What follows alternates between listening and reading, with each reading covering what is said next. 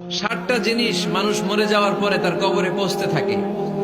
ইন্না মিম্মা ইয়ালহাকুল মুমিন মিন হাসানাতিহি বা'দা মাউতিহি, মানুষ মরে যাওয়ার পরেও যে 7টা জিনিস তার কবরে পৌঁছায় তার মধ্যে একটা হচ্ছে মসজিদান বানাহু, সে যে মসজিদ বানিয়ে গিয়েছে ওই মসজিদের সওয়াব। সুবহানাল্লাহ পড়েন। আপনি টাকা দিয়ে মসজিদ বানিয়ে দিলেন, ওই মসজিদে মুসল্লিরা নামাজ পড়ে, রোজাদাররা এসে ওখানে ইফতার খায়, তাহাজ্জুদ আদায়কারীরা তাহাজ্জুদ পড়ে, তাদের সওয়াবের কমতি হবে না, কিন্তু তাদের সওয়াবের একটা পার্সেন্টেজ সওয়াব যে ব্যক্তি মসজিদ বানালো তার আমলনামায় আল্লাহ ঢুকিয়ে দেয়। এজন্য বেশি বেশি মসজিদ বানাতে রাজি আছেন তো? আল্লাহর হাবিব সাল্লাল্লাহু আলাইহি ওয়াসাল্লাম বললেন, সাবআতুন ইউযিল্লুহুমুল্লাহু ফি যিল্লি ইয়াওমা লা যিল্লা ইল্লা যিল্লু। 7 শ্রেণীর ব্যক্তিকে আল্লাহ তাআলা কিয়ামতের দিন আরশের নিচে ছায়া দিবে, যেদিন আল্লাহর আরশের ছায়া ছাড়া কোনো ছায়া পৃথিবীতে থাকবে না। সেই দিনটা কি এই দিনের মতো? কিয়ামতের দিনটা আজকের এই দিনের মতো হবে? 50,000 বছর হবে। এটা লেন্থ, এটা ডিউরেশন।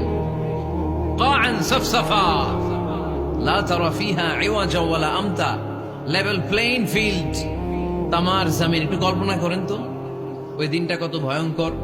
বাবা ছেলেরে চিনবে না ওই দিন, ছেলে বাবারে চিনবে না, স্ত্রী স্বামীকে চিনবে না, স্বামী স্ত্রীকে চিনবে না, পীর সাহেব মুরিদ চিনবে না, মুরিদ পীর সাহেবকে চিনবে না, নেতা কর্মীকে চিনবে না, কর্মী নেতাকে চিনবে না। হায় হায়, ইয়া নাফসি বলে কাঁদবে। সূর্যটা মাথার কাছে চলে আসবে, সূর্যের তাপে মাথার মগজগুলো গলে গলে নাকের ছিদ্র আর কানের ছিদ্র দিয়ে টপ টপ করে বেয়ে বেয়ে পড়বে।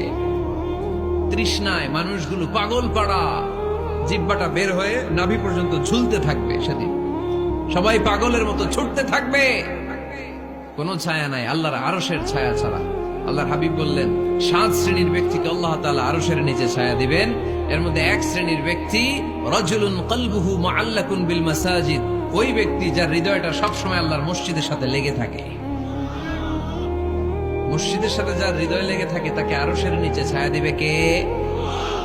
এজন্য মসজিদের সাথে যেন আমাদের হৃদয়গুলো লেগে থাকে।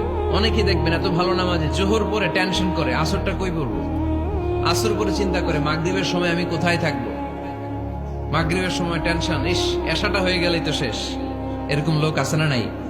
এদেরকে সেই কঠিন ভয়াবহ দিনে আরশের নিচে ছায়া দিবে কে?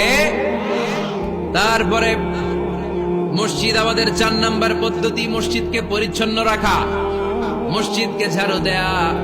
মসজিদকে যারা পরিষ্কার করে তাদের হৃদয়ের যন্ত্রণা দূর করে দেয় কে? সাইয়েদনা ইব্রাহিম আলাইহিস সালাম এবং ইসমাঈল আলাইহিস সালামকে আল্লাহ তাআলা আদেশ করেছেন, তাহহিরা বাইতিয়া লিত-তাইফিনা ওয়াল আকিফিনা ওয়ার রুকআই সুজুদ। হে ইব্রাহিম ইসমাঈল, বাপ বেটা দুইজন মিলে মসজিদ ঝাড়ু দাও। কি ঝাড়ু দাও? মসজিদেরি ঝাড়ু বড়দার, ও কামারে হাত শোনো আমারে মুনাজাত। পড়েন, শোনো শোনো ইয়া ইলাহি আমারে মুনাজাত, শোনো আমারে মুনাজাত। পড়েন আমিন। মসজিদ ঝাড়ু দেওয়া মসজিদ আমাদের অন্তর্ভুক্ত। আপনারা কেউ কোনোদিন মসজিদ ঝাড়ু দিয়েছেন নাকি? কে কে দিয়েছেন দেখি? সবাই সবাই মসজিদের খাদেম?